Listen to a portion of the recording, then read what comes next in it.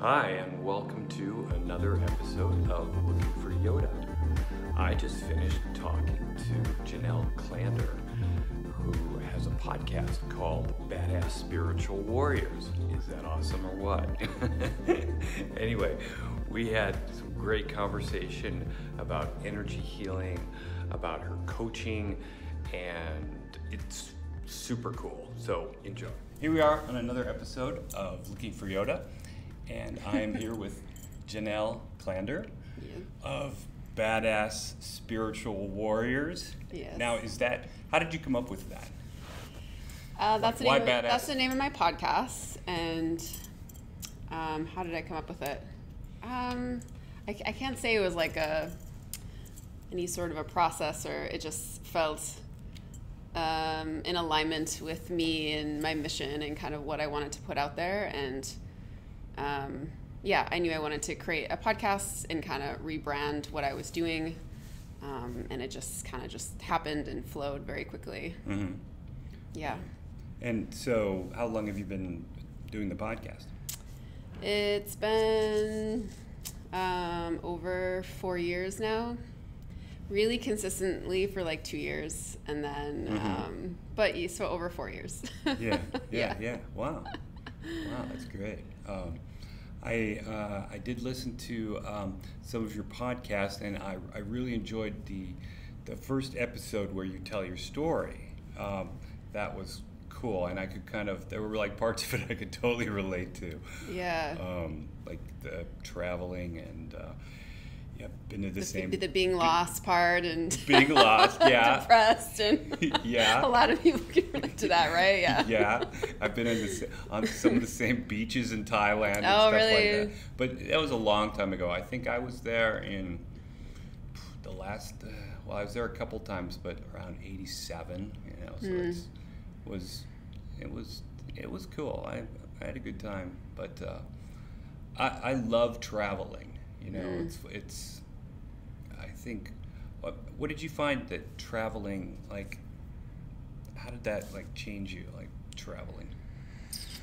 Well, I moved to Spain, just a one-way ticket, because I didn't like my corporate jobs that I had, and I was 23, and I was like, "Is this why I went to school?" And it just got me out of my box that I was in, for sure, and I started seeing different perspectives. And once I got the courage to just travel on my own, I really just have enjoyed just seeing the different perspectives, like going to a new place and just being like, oh my gosh, I just want to learn about how they live and how it's different, and yet at the same time how the people are also very similar, and they have similar emotions and feelings as me. And yeah, there's just an excitement of things, and also can be an escape too, which I found for myself I think I'm ignoring a lot of things that are happening within me because I'm just getting excited about the party and the adventure. Right. But that's a good point about the escape, because I've done a lot of traveling, and I still think about traveling a lot. And yeah, escape. I guess it is escape. I feel like I could travel all the time. Like I don't feel like I have roots, or if you will. I mean, I kind of do, but I feel like being on the road all the time. Who knows? If I was on the road all the time for 2 or 3 years, I might get tired of it. But So you traveled early on. Do you continue to travel? Well, I don't travel as much as I want, but I have been. I've done some travel over the years, but I think a part of me just loves that. I loved waking up and then reminding myself where I was. Oh yeah, I'm in Thailand today. That's awesome. Yeah. But at the same time, when I came back to Minnesota, temporarily, I needed to be in one place to do a lot of the deeper work. That was my path, what I needed. So I got a lot out of travel, and I still enjoy it. But as much as I like fantasy, oh yeah, I could be on the road for all year round. There is a part of it that's really important for me to be kind of grounded down and having a home base in life. A home base for the Like the inner work, or what? How do you mean? Just in general, just for Yeah. creating. Yeah. But I mean, I think like ideally, I came back here like 10 years ago, and I was like, I'm gonna go travel right away. I'm gonna do this. I'm gonna do that. And then I was like, oh no, I think there's a lot of things internally that I've been ignoring my entire life. And I think I need to put my resources into that and not into a plane ticket or doing this or that. So I think it just wasn't a priority for a handful of years. My progression and my were just suddenly was like, I can't ignore this any longer. This is like in my face. I mean, I guess I probably could have ignored it, but it was obviously part of my path to really dig deeper into that. So how did that path lead you towards healing and, my own path? Yeah. Well, having going back to the U.S. was kind of the last thing that I wanted to do. And it was really the best thing for me because it was like horrible and I was in my own suffering. And I was trying to fit back into my old life, and I was having reverse culture shock, and one of my close friends didn't want to be friends with me anymore, and I was finding I was having a hard time connecting with other people, and I wasn't getting along with my family. I didn't have a job, and I felt like I had no identity. When guys would ask me about myself at a bar, I'd be like, I live with my family and don't have a job. You know what I mean? Yeah. I was having like this crisis. I had a lot of physical stuff coming up. I had, so I just knew I had to start looking inward, and I had a lot of physical stuff coming up at first, and I was, looking into that, and I was realizing that so much of what was underneath that physical stuff, right? Like that wasn't going away, and that's what really got me more curious about diving into the spiritual realm, even mindset, emotional processing. So then I just got really curious and followed my curiosity and kind of became an obsession of like understanding human progression and healing.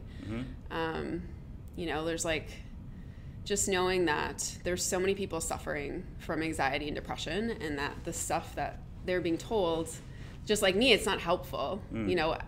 If it were, we wouldn't have such a problem with it, right? And I was like, there's got to be another way of living, and I have to figure this stuff out. So then, I just became curious, and then that kind of moved into kind of obsession over. Yeah. And then I started learning more things that were helping me, and then gradually over the years, little by little, I'd start helping other people, seeing clients, and then it turned into full-time work over the past, I think it's been 4 years now. Wow. And so what kind of work do you do? Like what kind of... Yeah, what kind of work do I do? Well... Notice I didn't ask you, like, what's your job? But, It's a good question. Well, I mean, mostly I focus on guiding people out of overwhelm, anxiety, and sometimes depression.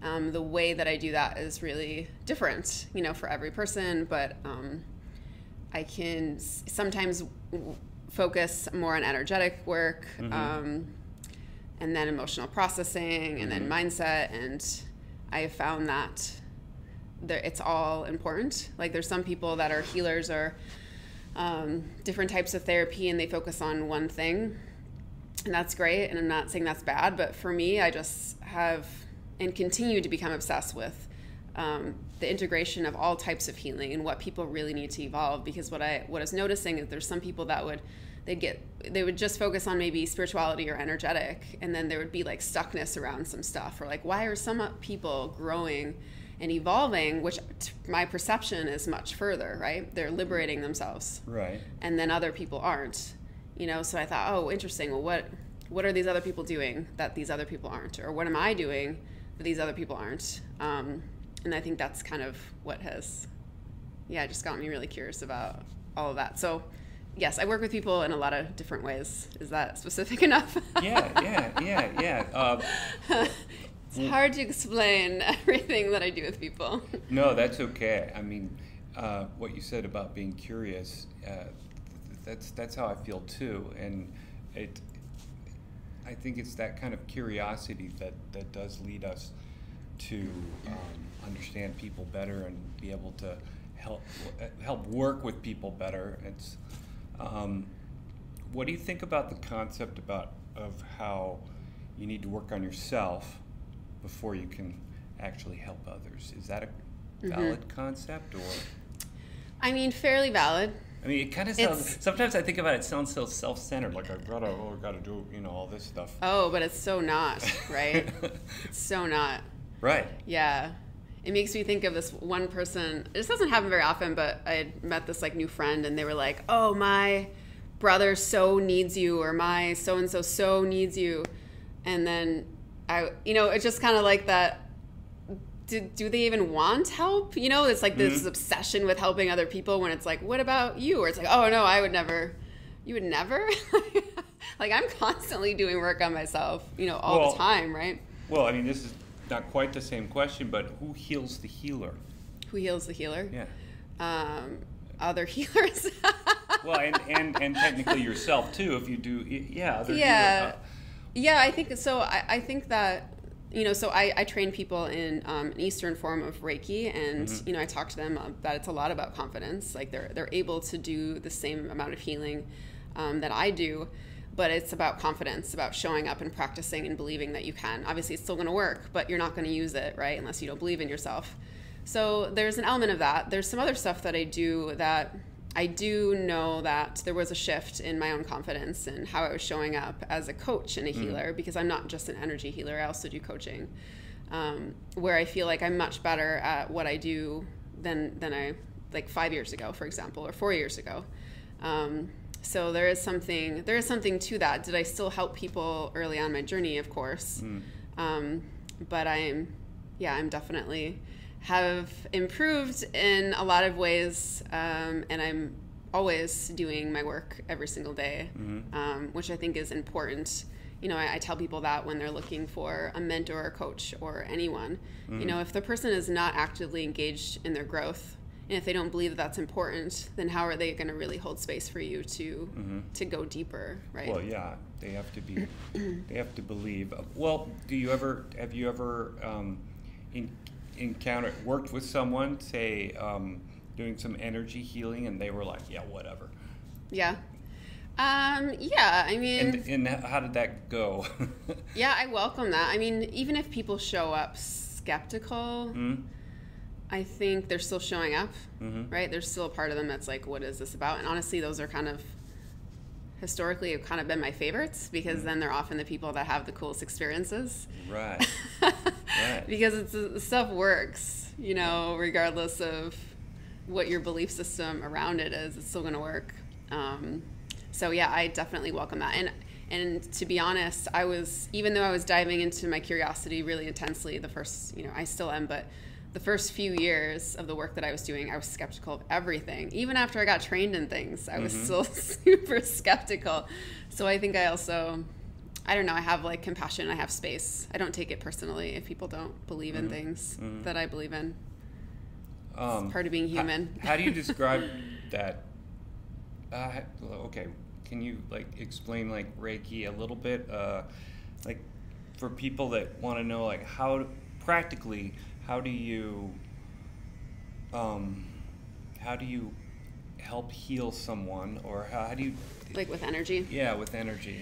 Yeah, well, so I can explain it. It can be really hard. It can be really hard to understand unless you experience it. I always invite people to experience something like that, because then they're just going to have they're going to be able to understand that there's some things that we're kind of limited with how we describe things, right? It's like describing sex or love, right?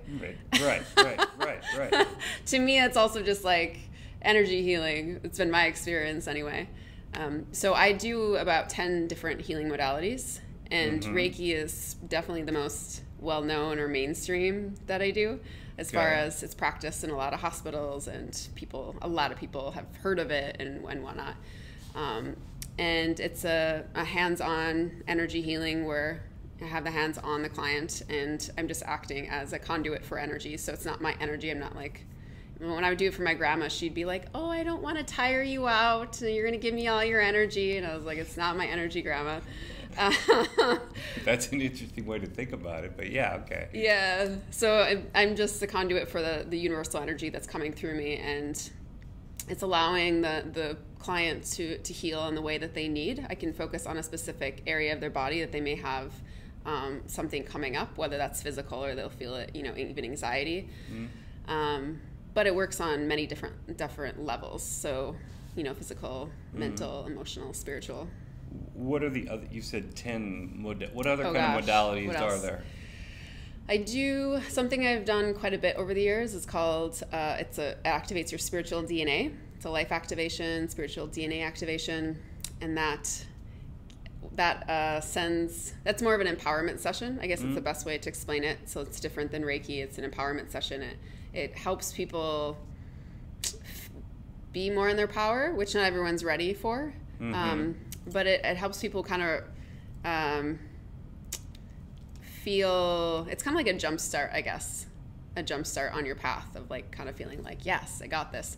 Like people often will say they have, what have I heard over the years? Better body image afterwards, or they have the best conversations ever with family members. It helps clear, your lineage, quitting habits or like things shifting, abundance, financial abundance coming in, and big shifts with anxiety and depression. So I've done that session for people who are suicidal before, and just like at the end of the session, it just like totally switched their energy. What's involved in a session? Or is it all unique to every person? Or? It's a bunch of different things where the client is sitting and standing during, Okay. And then I do various other healings focused on specific core issues or other types of rebalancing, aura healing, chakra balancing, emotional cord cutting, negative energy removal. That's a common one that I do because everybody needs that, like resetting emotional cords, whether you're in a relationship or it's an ex or a coworker that you're not getting along with, or just someone that you really love, but there's like stuff that's starting to form around it. So that's a common one people will come back for. Sound healing. I feel like I might be forgetting a couple. I have a friend. Her name's Marnie. She does gong baths. Well, I keep wanting to ask somebody what is a sound bath or a gong bath? What is a sound bath? Yeah, sound bath. Well, I like the term bath because it really describes it as like you're being bathed in the vibration of the sound, and it's like it's doing something similar to Reiki where it's kind of clearing things. In fact, just when I'm in a sound bath, I can actually kind of feel the sound even hitting in some areas of my body where it's like, oh, there's a little bit of a block there. I can kind of feel it. So it's very calming. So it kind of works in a similar way, but with the vibration of the sound. So it's very, very relaxing session, and it's cool because you can do it in a group as well. Do you ever combine it with Reiki?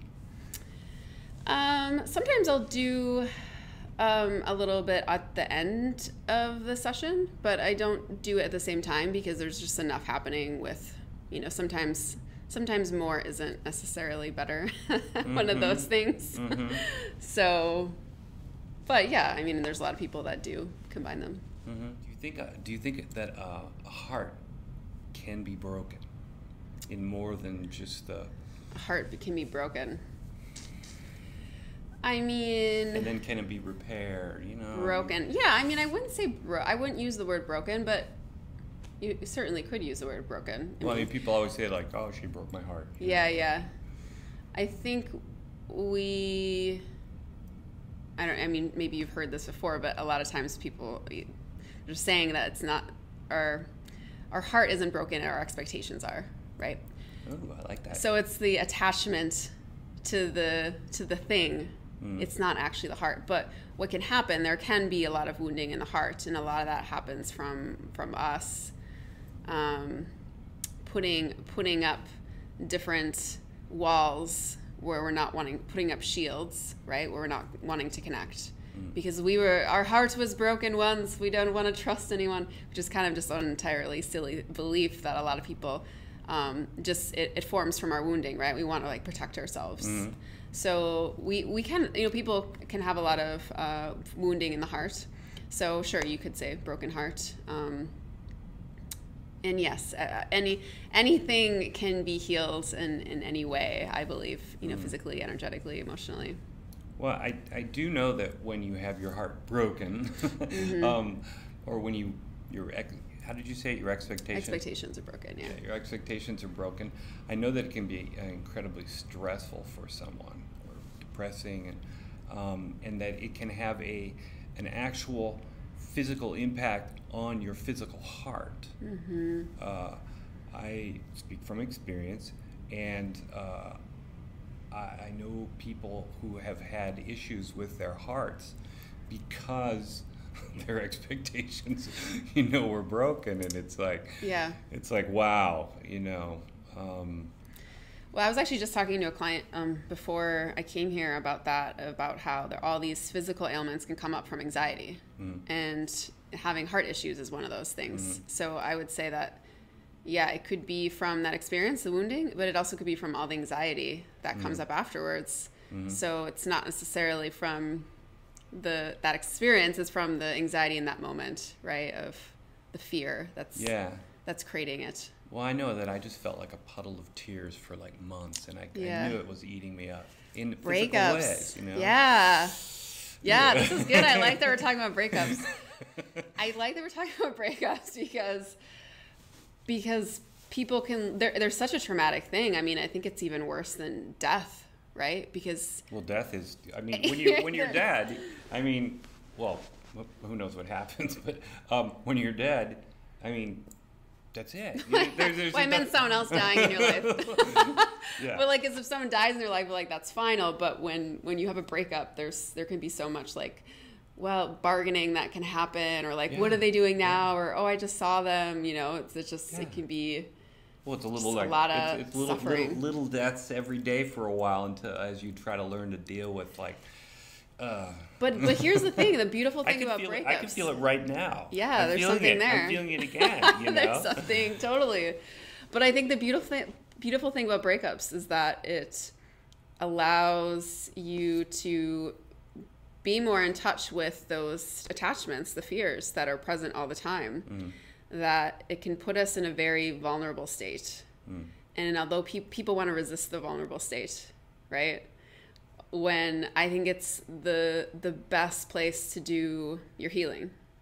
So if somebody's going through a breakup, it is like the perfect time to do deeper healing, because your wounds are already like so open, right? Yeah. So you can resist it and be like, this stupid breakup, I'm anxious, I'm depressed. Or you can lean into it, have someone guide you through a process. And I've had, the last, a breakup that I had, I don't know, it was like 4 years ago now, I'm not sure. Yeah. It was super traumatic. And then I was like, each breakup that I've had, I have different tools now. And this is my worst fear, is someone that I really saw a future with just leaving me like this. And what am I, right now I'm seeing that, I'm okay. In this moment, I'm okay. And it's just like, I used it as a catalyst for like just tremendous transformation that year. That was definitely a year I had huge shifts. And actually probably it really shifted my energy because I was clearing out so much deep stuff that was already always there. Yeah. I think I was able to show up better as a coach and a healer, meaning because I was clearing out more stuff, I could show up with more presence, a deeper form of presence that I didn't have before because there was all this like wounding that was there.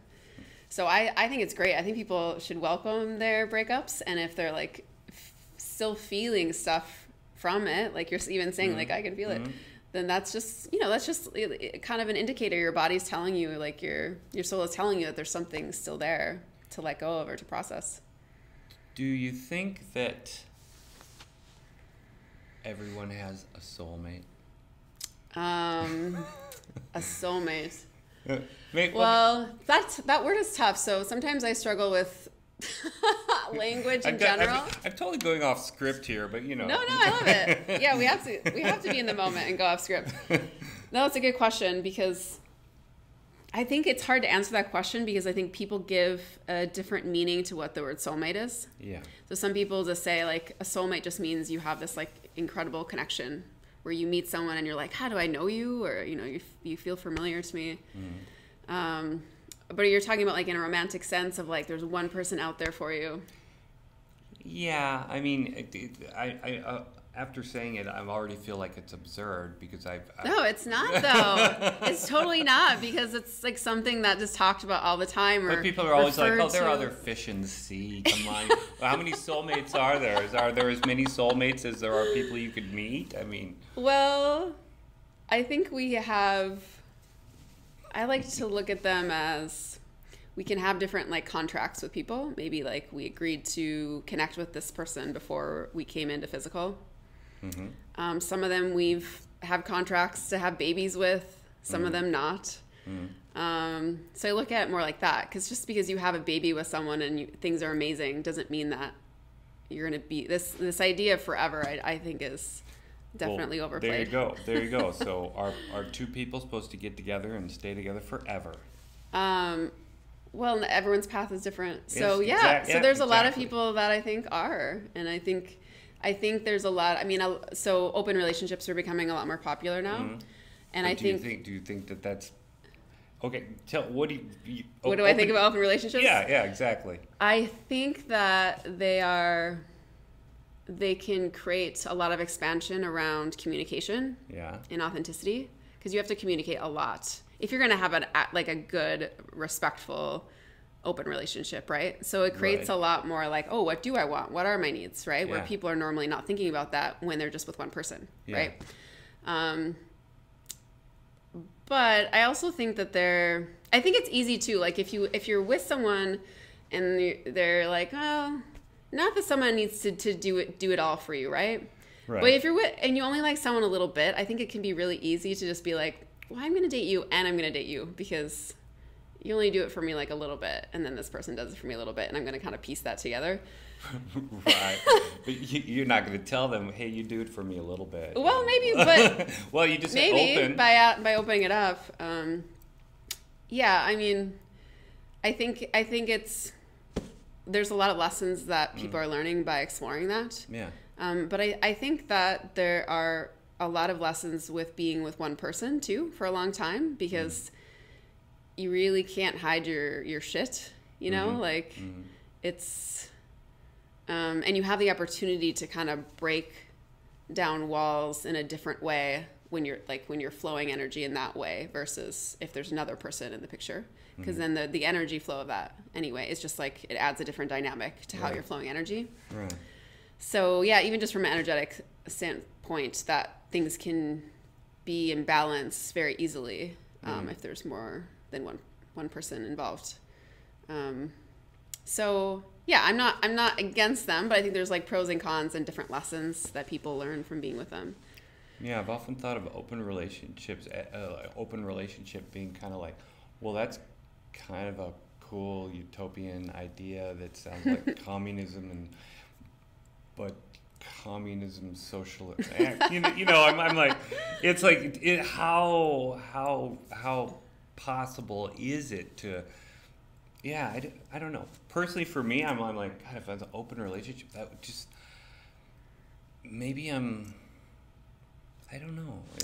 Well, and open can mean different things, right? Like, I do, you know, I do know that different people give me different things, and vice versa, and that we share like this palette of similar ideas and experiences, and we want to do these things, and with someone else, it's kind of a different thing, and you can't really find that one. I'm sure some people do, but find that one person that encompasses all the. Well, they're probably like 80% maybe is when you really are connected with someone. Yeah. Maybe they fulfill about 80% of the things. Yeah. Yeah. And it's good not to, I mean, it's unrealistic to have the expectation that somebody would fulfill 100% of things. Yes, true. That's like a lot of pressure as well.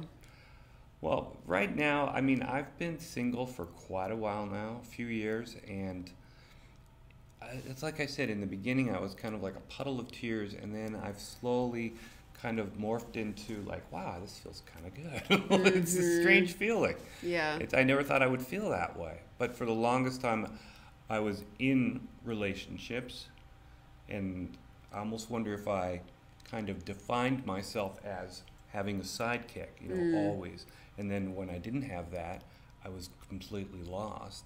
I don't know why we keep talking about me, but no, yeah, you know, it's I don't know. I find this an interesting topic. You know, relationships. Yeah, I'm fascinated by relationships for sure.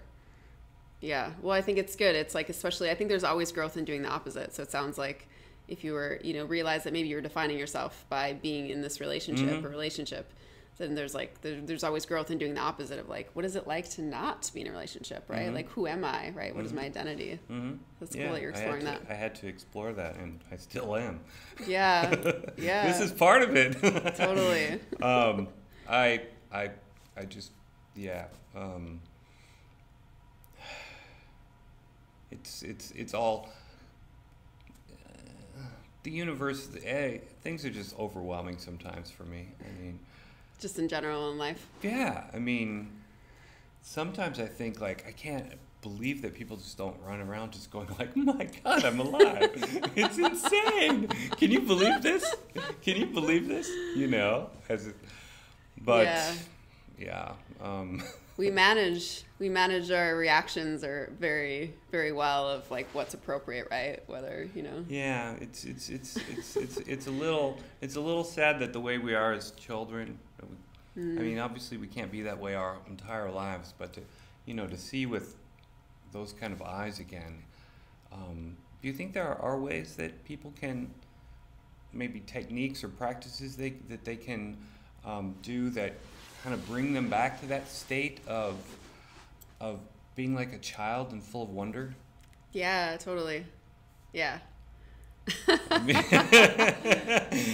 Yeah, I mean, I think doing the great work of just like the progression brings somebody more and more into that state. I do inner child work with people where I connect them to different versions of themselves as children, and you know, and oftentimes the little version of themselves is also saying like, hey, I want to do this more, I want to play with this more, you know. And I think it's important for us to tap into that. Yeah, I make a point to doing that in my life. Like I have different toys and that I have, or like my Wonder Corn or different things. I roller skate. I try to do things where I'm also like tapping into that playfulness. And I think in general, the more that we evolve and tap into our truest self, we're really tapping into that wonder, right? Right. It's really like that integration of all the selves, feeling more of that bliss and the joy, which is way better than happiness. Everyone's chasing happiness.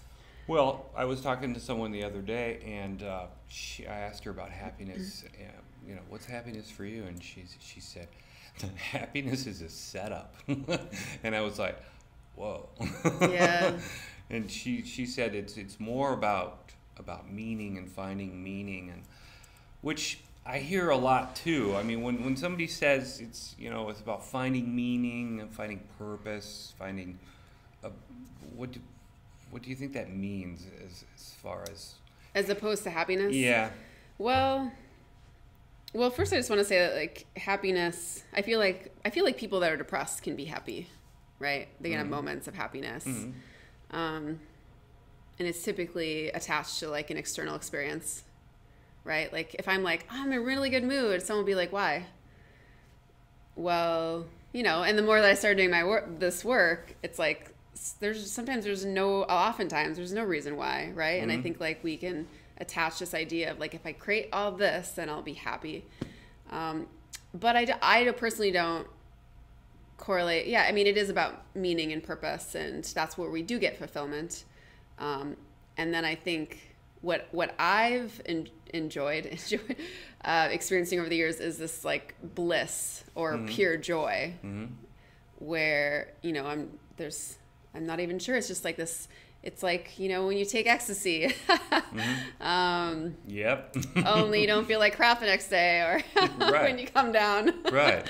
Where you get this endorphin release, and, you know, you just see the beauty in things, right? Just for no particular reason. And, you know, to me, that's just tapping into this divine flow and this space where yeah, I guess there's meaning and purpose in that, but to me it's just like tapping into the pure joy. So what are some things that you've done other than ecstasy to That's comparable? well, like experiences in life? I mean, where I was experiencing bliss or happiness? Bliss. Well, but it wasn't related to anything, and that's the thing. Well, it was like coming from within. I've noticed when I believe a similar feeling of bliss, and it's almost like my conscious mind goes to the back, and my subconscious comes forward, and it's like it's where I stop thinking, and I'm just surrender, being. I'm just and it's they're just moments like that. I've experienced them. It's always hard to come up with an example, but during certain moments of like meditation or different like physical effort, like going for a really long run, and then all of a sudden you're just in the zone, So, so would I relate? I don't know if I would. So what is your bliss? What is my bliss? Well, yeah, I mean, I do things on a daily basis that help bring me to as much presence as I can. But I wouldn't say that. Yeah, I guess when I'm thinking of like kind of prolonged states of bliss, they're not necessarily related to anything that I did before. Like, oh, I just got out of class and then I felt blissful for a long period of time. I don't have any of those memories in my head of course you feel high. You can feel high off of doing different trainings and classes and stuff. But I think, I think it's interesting because we can do these things that can that can quiet our mind and bring us to that state of presence. But I think a lot of when I was dig deeper into like more of like my ego structure and release stuff, I think that's when I would like really clear out more space to really just connect with myself and just to be in surrender. Well, how do you do that? How do I do that? Yeah. We don't have that much time here, Keith. No, I was wondering like practical things that people can do to kind of. Well, practical things. It's hard. So people can, I meditate daily. I've been doing it for many years now, every day. I think being a practice of every day is really important. I think breath work can be kind of similar to that too.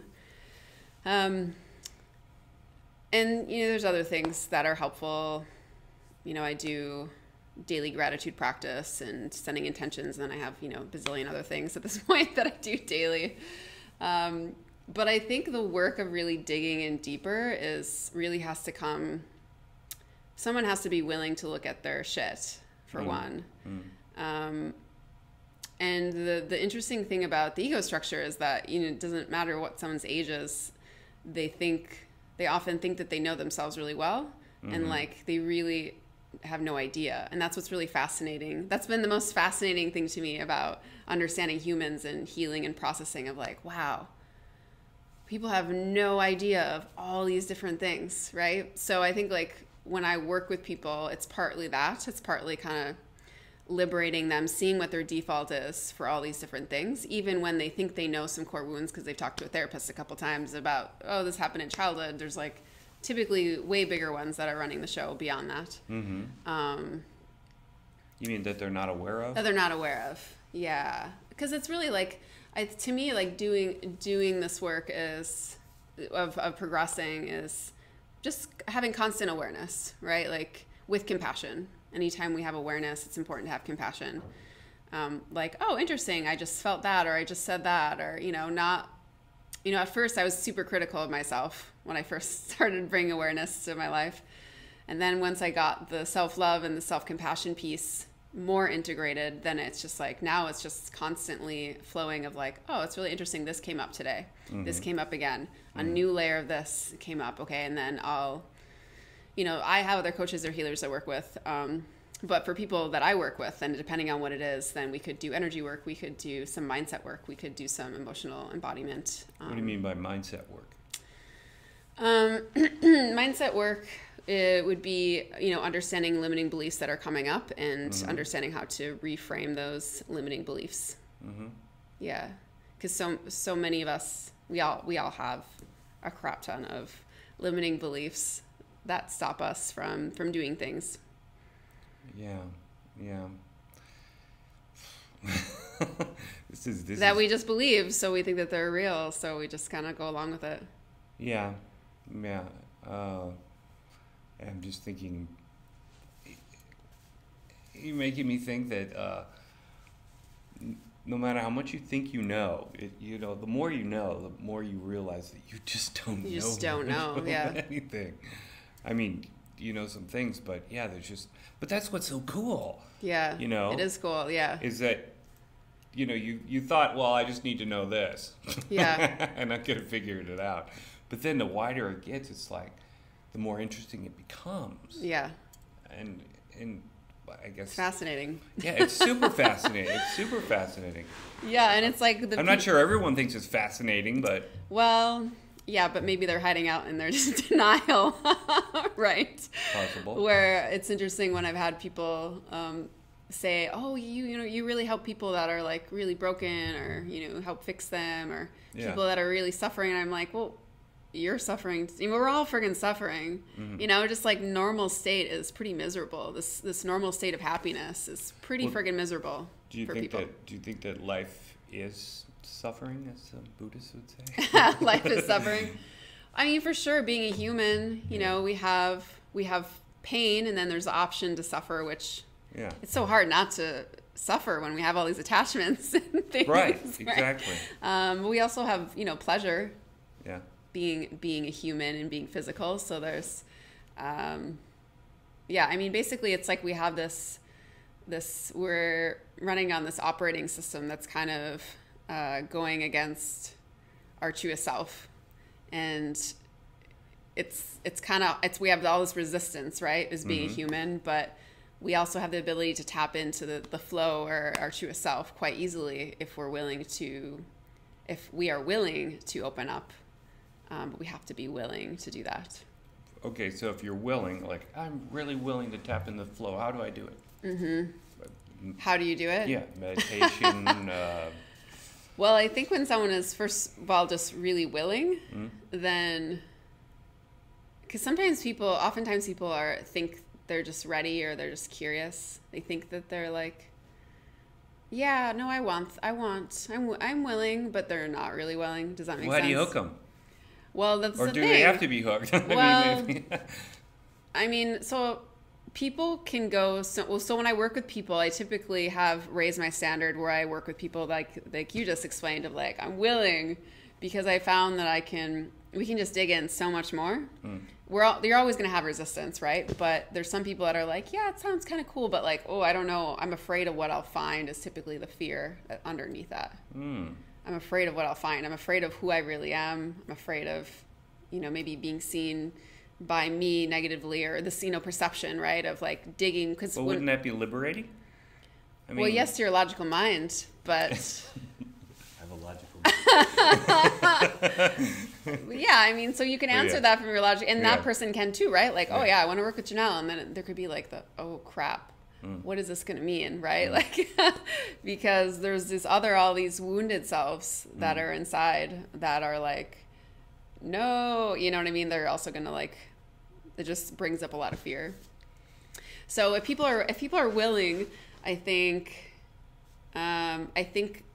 they'll be naturally drawn to things or situations. It won't necessarily come from me logically saying, here's a list of things to do if you are willing, but obviously meditation is always an amazing place to start, because you're going to start being more tuned in to you, in your own flow, in your own curiosity, right? So people that stand out to you, or situations, there's some things that I remember going to early on where I was like, I want this to be the thing, but this isn't the thing. Like, I'd go to Buddhist centers, and I had just traveled around in Thailand. I was like, maybe I want to be Buddhist, or I want to explore this. This isn't for me. Like, it didn't feel right. So it's really about following that, following the curiosity, because the curiosity is often our intuition leading us. Well, it's that same curiosity that has me. I think earlier I was talking about how I could just travel all the time, travel all the time. I don't think it's necessarily that. It's just I want to have conversations like this because I'm curious and I want to hear what Janelle has to say and what she thinks about things, and I want to share information and talk to other people, and I guess traveling almost kind of seems like part of that. I mean, even though we probably have hundreds of people here, at least. In Minneapolis area or yeah, something? that I could just tell. I don't have to travel any further. I could do this we've got enough material here. It's just crazy. There's so many interesting people. You go all night, yeah. Yeah. I had a question for you. What was it? Oh, yeah, yes. One question I like to ask everyone is, and it was the second person that I interviewed. She asked me this question, and she said, "What is your superpower?" And I found that to be kind of a cool question, and people interpret it different ways. But people can interpret that different ways. Yes. Yeah, thinking about that, I was like, I feel like I have a few superpowers. Yeah, you don't have to just have one. I mean, I'm sure I have many more that I have yet to discover. I think one of my superpowers is creating a lot of space for authenticity and like giving people permission to really be whatever it is that they are. I hear that a lot with clients of like, there's just, because there can be a lot of focus on positivity in the new age or spiritual realm, and although positivity can be really helpful for some people's ego structures, it's not. Yeah. There's a lot of juiciness in creating really safe space for people to really open up and to go deep, and I think I can. So creating space and then also cutting through people's bullshit. I'm like pretty. I can do that. Oh, good. How am I doing so far? Pretty well cutting through. Well, we're not in a session, but kind of naturally do it as well. Yeah, cut it. I think one of my clients said like lovingly calling people out on their shit is what she said. So those are two things that stand out as something I've really discovered a superpower. But even just doing my podcast and like getting people to share their stories and interviewing, or I used to do a panel too. Like I love doing that. I love asking questions and getting people to share their story. Are there any looking back over your podcast? I mean, has it changed you talking to all these people? How is that? Or has it just satisfied your curiosity about different things, or? Yeah, I think to me my podcast it's more about like highlighting people's inspirational stories. Yeah. So it's more about the excitement of putting someone else on a platform to then other people can be inspired by their story. Right. So that's exciting. It's exciting that I have a platform, and I just, so whatever, 4+ years ago, I knew it was something that I needed to do.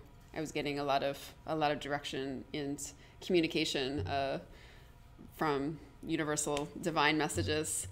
So I think it's been more fun than anything, just because I like chatting with people, and stories are just really fun for me. So less about information and me learning, but like just more excitement about stories, because that's how people can just take what they want at that time, where they don't have to. Because if we always try to like for example, I'm just finishing my book where I'm teaching, I'm explaining things, but I'm doing it through story. So like I'm sharing, this is my story about this or that. So people can kind of take what they want at that time, right? Versus I'm just like basically just, trying to teach them about it. Right. Are there some experiences from your past that kind of is there a story from your past that really Like a cool story? captured cool story, but that really captures the energy healing that you do or that you've experienced? See, it's just kind of like Either one, yeah. Yeah. Well, experiencing it is definitely. I've had some trippy experiences. Like Do you what? want trippy experiences, or do you want like transformational? Well, one of my questions I ask people is, have you had any transcendent experiences? So transformational, transcendent. Yes. What is your definition of transcendence? Because it basically means just like beyond the normal physical, right? Right. Yeah. Well, then in some ways all the time. Yeah. Nice. Yeah, I mean, like, I do astral travel, and I've had cool out-of-body experiences, which I think a lot of people, like, that's typically what they're referring to, like, leaving your body and stuff. Well, I had that once when they, like, put the gas in when the laughing gas, and I was in the chair. Yeah. And at the dentist, and then I don't know what the dentist and his assistant, they, like, left. And I literally, I remember, I was, next thing you know, they walk into the room and I'm floating above them. And I'm looking down at the dentist and his assistant, and they're working on my teeth. And I'm like, wow, they gave me way too much laughing gas. But that was kind of crazy. Anyway. Well, you were supposed to, I mean, well, basically we leave our body anytime we're not conscious, right? So, but there's sometimes. You mean like, sorry, clarify, what do you mean? There's a part of us that leaves our body every time we're not conscious, but there's times where we actually can remember it, and that's where it's like the out-of-body experience is when we're actually having memory of it. Well, when have you had those? When have I had those? Yeah. The last time was a month ago. Yeah. What were you doing? What was I doing? Yeah. How did it happen? It was like in the middle of the night. Really? Yeah.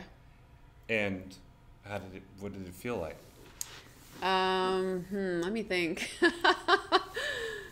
I mean, it felt, I don't know, it always kind of feels like this like whooshing, kind of this like popping out of my body and then kind of whooshing upward. It feels really funny to think this. No, I like it. A little bit of whooshing and a little popping and yeah, and then seeing that I'm like leaving my body, and then I don't know where I went. I don't know where I went after that. So where do you go? Where do I go? These experiences? Where do we go? Well, we're constantly doing things on the astral plane. Yeah. When we're sleeping or not conscious. Yeah. So, I don't remember what I was actually doing at this last one. Yeah. Yeah. I wish I could remember my dreams better. Do you remember your dreams fairly well, or? So yeah, dreams aren't my superpower. So sometimes. Yeah. Sometimes, but I have friends where like that's their superpower for sure, where they do a lot of their healing work. Yeah. Yeah, they do a lot of their healing work on the astral plane in the middle of the night. They're like, Janelle, we were hanging out again last night. We did this, we did that. But yeah, it's not something that, it's not my superpower. But there's definitely ways to work with it I haven't cared enough to put intention into remembering them as much when I'm kind of focused on other things. So, yeah. How do you think, what are some ways that, if I wanted to, or if people wanted to be more present? I mean, we talked about meditation, but what are other ways that people can digging be into their shit? Dig into their shit and gotta dig into their shit. Like, but what are some other things? I can. I mean, does everybody need a coach? Honestly, to figure their I think shit so. Out? Yeah. If I'm going to be honest. Yeah. I think so. I think that's important for humanity. I think we're meant to progress as humans, and I think when we're not progressing, then we're not as in flow, Mm-hmm.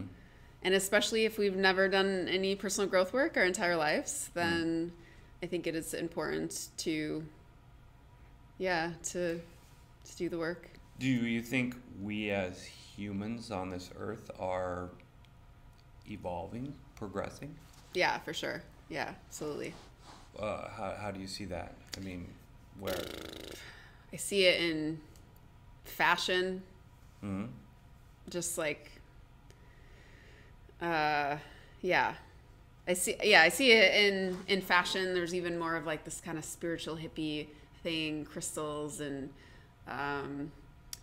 more of an awareness of where things are coming from. Not saying that there's still a lot of like, oh, we're going to put something green on it and people are going to buy it. And there's a lot of that stuff happening, but there's a little bit more of awareness of, oh, I wonder where this comes from. Right. Or maybe even people are still buying their same stuff, but there's like more of a curiosity or expansion of where things come from to some people. Right. Obviously there's some people that there's not. There's more people talking about meditation than ever before. There's more people meditating than ever before. And you know, when I was meditating 10 years ago, there's a couple of people I would talk to about it, but I didn't have any friends that were doing it, you know? So I think it's been really cool to see the people come out of the woodwork to talk to me or to work with me and, you know, to say, Janelle, I think I want to work with you. And I was like, what? You know, like a friend that I used to do drugs with or something, you know what I mean? Where it's like, oh, okay, yeah, let's do this. Let's talk about it. Where it's like, I'm surprised. My human self is surprised, right? Like, my spiritual self isn't, because there's probably alignment with working with them.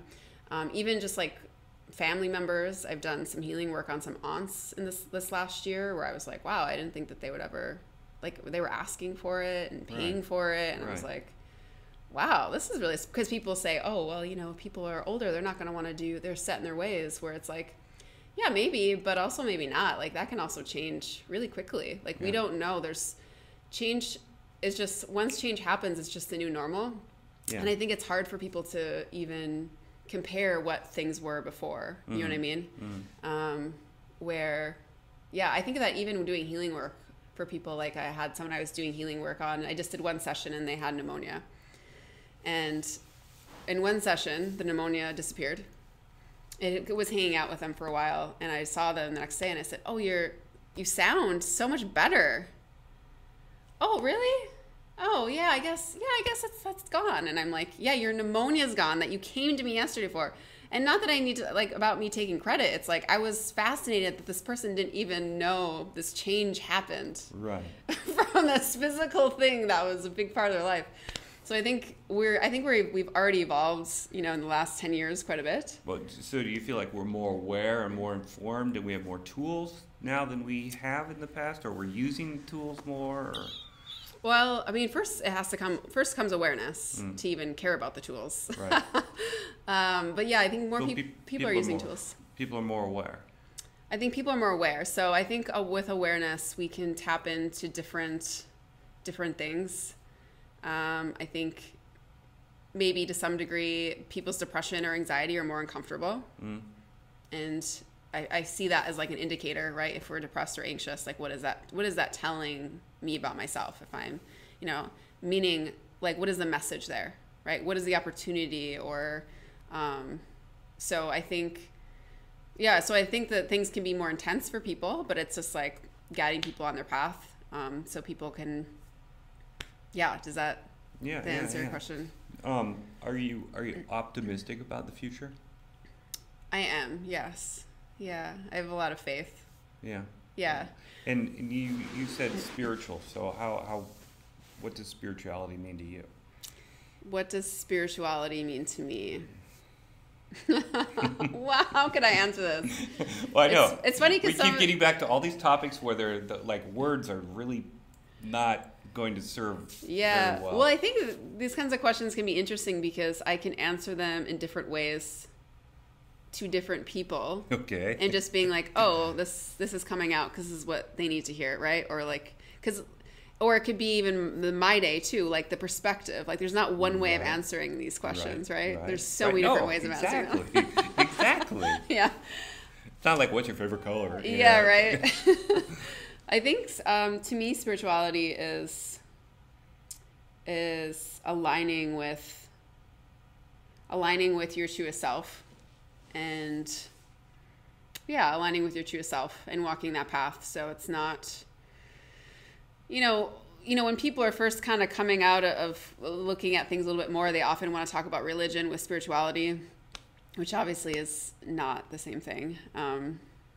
Where, sometimes people be like, well, what kind of, you do spiritual stuff. What does that mean? What traditions, what? And it's like, to me, I guide people on their path. Like, to me, that's spirituality, is empowering someone. Mm-hmm. I think empowerment is really important. And I think empowerment is, majorly missing in religion.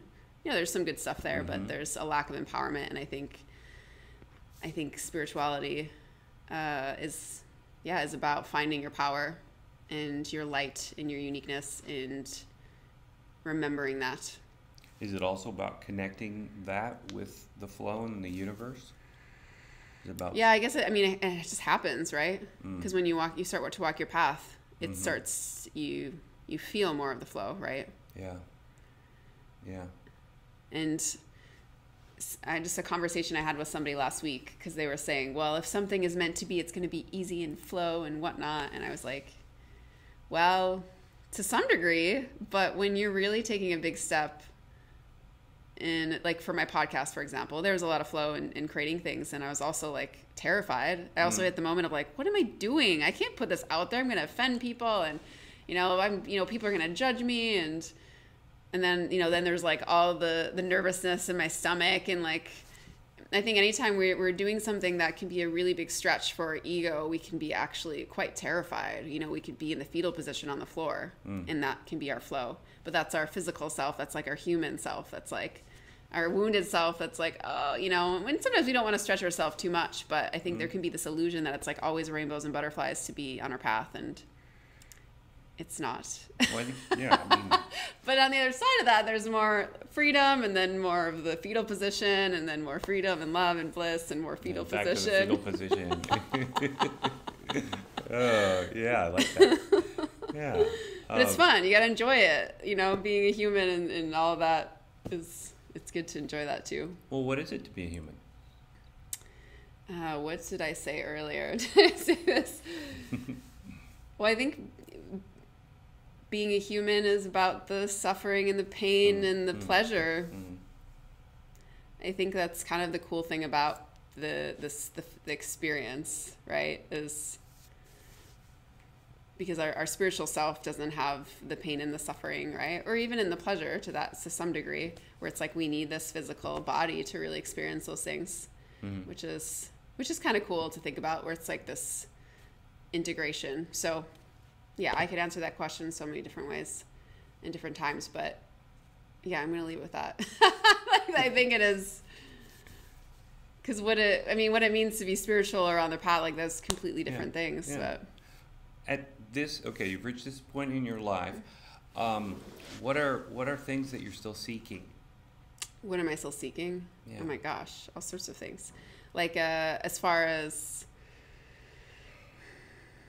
you mean more specific? Well, I don't know. We talk about being curious. I'm curious too, and my mind fires all over the place. So if somebody were asking me the same question, I'd be like, yeah, well, I'm seeking everything, Yeah. But, so yeah, I guess what I'm curious about is, well, right now, because I've really shifted things in the last year of like working with people and really like serving them in like a deeper way, and not just doing surface level, one-off sessions. So I guess I'm always curious about how can I create the most, the best, efficient, effective, supportive, transformational experience for people. So I'm always curious about that. So always creating, through my own experiences with people, or getting, understanding other things, or my own growth through getting coached or doing training. And I'm really curious about communication. So I feel like communication is definitely part of that was the presence of like the superpower that I said before, cutting through bullshit. And communication is definitely a strength of mine. So dreams, not as much. Astral travel, I can do it, but my friends are really great at it. But communications and relationships is something that I'm super fascinated by, like, doing creating connection through working with couples, or guiding people to communicate better in their work life or their relationships, all sorts of things. But I also know that as much as I know things, and I've been blown away by all that things I put together, things I've learned, because I'm not someone that just likes to get information and then just be like, oh, this is information. I like to be like, interesting. I want to try to make connections and then create my own meanings around them, and kind of go off that. You want to do experience, not just like read a book or. Yeah, and I want to know how I can expand what other things that I can discover with it too. So I think so seeking around communication and understanding new depths of that, I think that's going to be a big part of my path, and I think I feel like I'm gonna feel like there's some cool things to discover there. Mm-hmm. Well, I don't want to take up your whole evening, 'cause I know you've got to do some. I know you're going to go help somebody move. Yeah. Well, just move energy. But I really appreciate you stopping by and sitting with me and letting me ask these questions, some that are so vague. Yeah, it's fun. It's super fun. I'll come back tomorrow and I'll answer them all completely different. Okay. Yeah, I like that. I'll be in a completely different place and focus on different things.